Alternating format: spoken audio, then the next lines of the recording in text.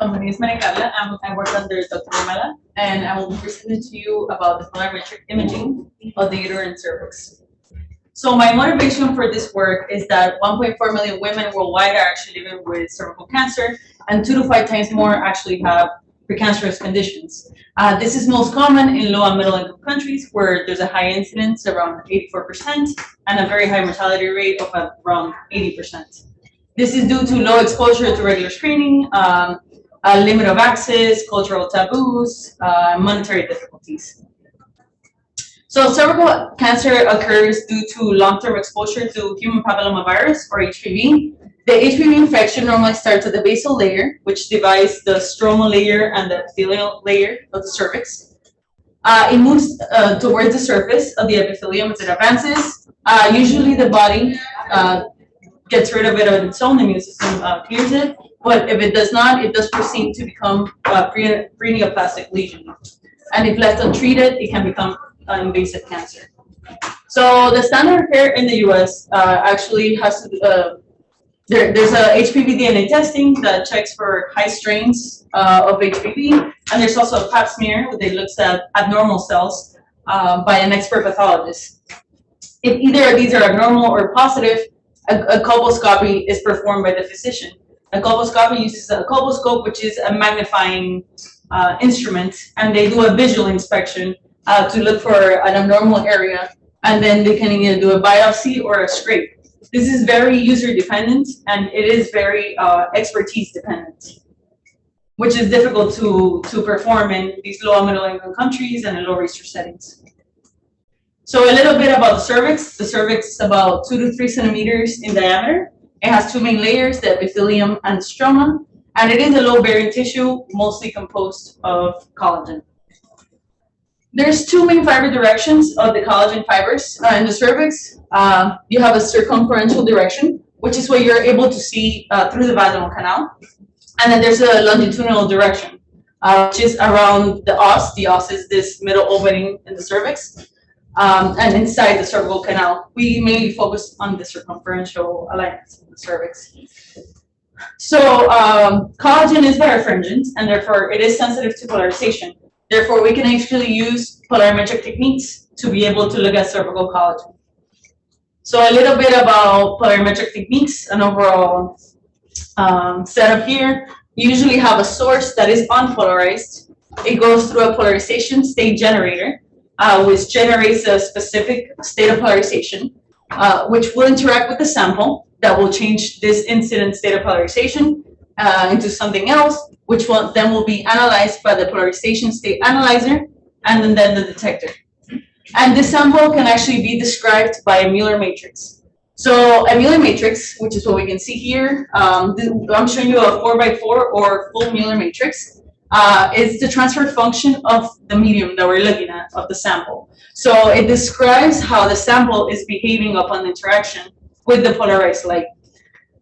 Usually we can get this full Mueller matrix by getting 4 states generated. So the polarization state generation has to have 3 linear states and 1 circular state. It also needs the PSA, the polarization state analyzer, has to analyze for those same 3 linear states and then 1 circular state. Usually these terms here come from only the 3 linear states being generated and analyzed.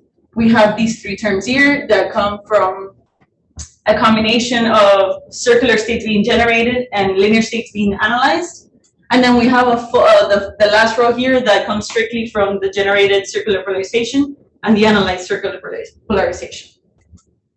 So the Mueller matrix by itself does not give us a lot of information, so we need to actually decompose it to get quantitative parameters that we can actually interpret. So our Mueller matrix M, which is what I was showing you before, can be decomposed in this example into a depolarization matrix, a retardance matrix, and the attenuation matrix. Each of these gives us a different set of information about our sample. We can also get azimuthal angle information, but this comes from the retardance matrix. It's not a standalone matrix. So there are some common decompositions that we normally find. Like I was showing in the previous slide, is the Lou-Chipman decomposition or polar decomposition, which is the most commonly used in the field. It describes these three matrix, with the first matrix being decomposed being the attenuation matrix, which is the MD, then the retardance matrix, and then the depolarization matrix. However, since matrix multiplication is not commutative, the reverse decomposition was shown. So the depolarization matrix can be decomposed first, then the retardance matrix, then the attenuation matrix. So depending upon the decomposition order, you will get slightly different results. Then they also have shown the symmetric decomposition, which it takes into account, as you can see here, we have the attenuation and retardance matrix at the beginning and at the end. This accounts for the forward direction of the light as well as the backscattering direction of the light, since these events are happening both times. And then we have a differential matrix decomposition that they assume that all these events are actually happening simultaneously and can only be described with one single matrix. So our lab has previously looked at adding these polarimetric techniques to a colposcope. So here is one that we had at Jackson Memorial doing a preterm birth study. And the issue with this kind of device is that it's very bulky and it's very expensive. It is meant for a clinical setting, like a hospital. For the low research setting, it would be very difficult to implement. So for a low research setting, we're looking for portability, we're looking for low power consumption, and we're looking for low cost. So we don't have instrumentation of it, or recently instrumentation has come available that we can actually do something like this. The Polarization Camera, which is a camera with a polarizer array. It has 4 linear polarizer arrays on the sensor automatically. Gives us the opportunity to capture these polarization states at the same time, like a snapshot system, simultaneous, which reduces the amount of time that we're capturing, and it reduces the complexity. So we have a simplified polarization state analyzer, the PSA that I have mentioned previously, which is great. However, going back to the 4x4 matrix I showed you previously, I told you these come from the linear polarization states. These come from a generation of circular polarization and analysis of linear polarization. And then these come from a generation of circular polarization and an analysis of circular polarization. When we just use the camera, the polarization camera for PSA, we're getting rid of our 4th row, which is great. But now we have a 3x4 Miller matrix, and the issue is that we at the moment, or we did not have an asymmetric decomposition readily available. We only had either 4x4 or 3x3 symmetric decompositions. So we designed, or we created, or derived, or introduced, however you guys want to call it, a new decomposition for a 3x4 Miller matrix. And we're deriving it from the symmetric decomposition that I showed you previously, the one that takes into account the forward scattering and the back scattering of light. Sorry if I'm speaking a little faster. So we're assuming here that the attenuation matrix is unity. So the attenuation is extremely low or non-existent for biological tissue. So this is for assumption, which means that we are left with a matrix that can be described only by a retardance matrix times a depolarization matrix times another retardance matrix. In this case, the depolarization matrix has diagonal elements, D1, D2, D3, where the D1, D2 are depolarization coefficients for only linear states, and they're approximately equal. And then we have the D3, which comes from a depolarization of the circular states. Down to itself. And then we have here MR, which is the retardance matrix, which has a retardance value of delta and an azimuth of theta. What this creates is a set of 4 parameters that we can actually solve for using a minimization algorithm with a set of overdetermined equations. So testing this 3x4 decomposition, we first look at the quarter wave plate. So the quarter wave plate has theoretically no depolarization, it has no deattenuation, and it has a non-retardance of a theoretical retardance of 90 degrees. So the first thing we do this specific quarter wave plate was oriented at -30 degrees. The first thing we can notice here is that the retardance for the 3x4 decomposition is about half of the 4x4 decompositions. And if we look at the orientation here, we can see that the orientation of the 3x4 matches well with the orientation of one of the 4x4 decompositions, the midshipman, and then it's just a different sign than the 4x4 differential decomposition. In order to more numerically look at this and to look at different orientations, here we have 3 different orientations, and we can see the same pattern for the retardants, where you have half of the retardants for every single orientation direction, and the orientation, you can actually see that it matches every time with the midshipman, and then you get opposite sign for the differential. So to focus on the retardants, we have to look at what the definition of our 3x4 decomposition is. In the absence of N delta, which is the polarization, it will be a unity matrix. So a unity matrix, which leaves us with just MR times MR. Here we're only taking into account one of the deltas from the MR, and therefore that's why the value is actually half. So another sample that we tried, it's a 5-micron sample. In the intensity image, we can see where the epidermis and the dermis is. And upon decomposition, we can first see that the depolarization is actually quite low once again, which is this first row here.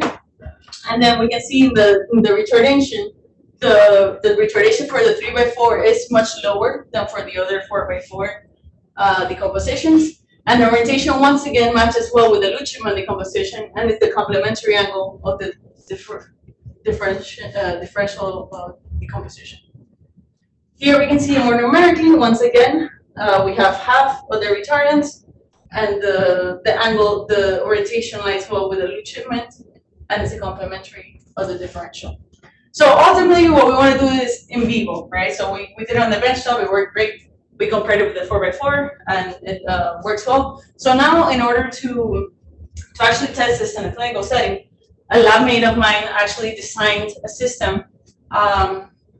So we can do this in vivo on an actual cervix. So the device is self-insertable, so it has a sheath that works like a speculum.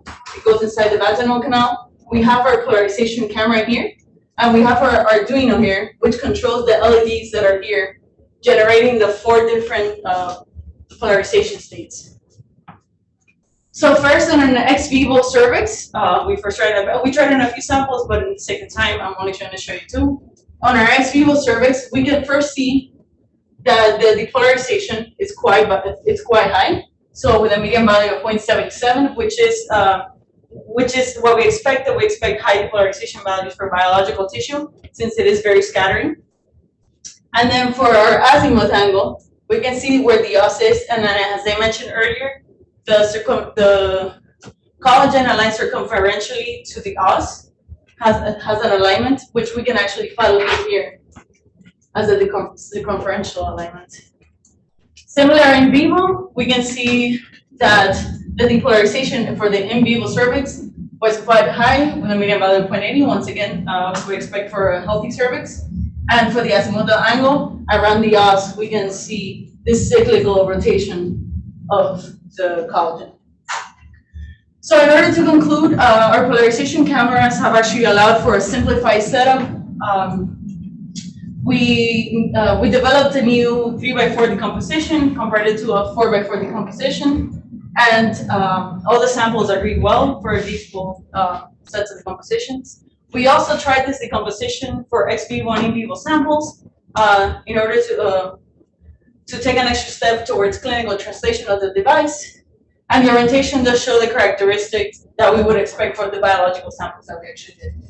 So ultimately, the work leads to the response of these samples that we tested actually sets the way so the simplified polarimetric system can actually be used in a clinical setting. And that's it. Thank you. So from the sources.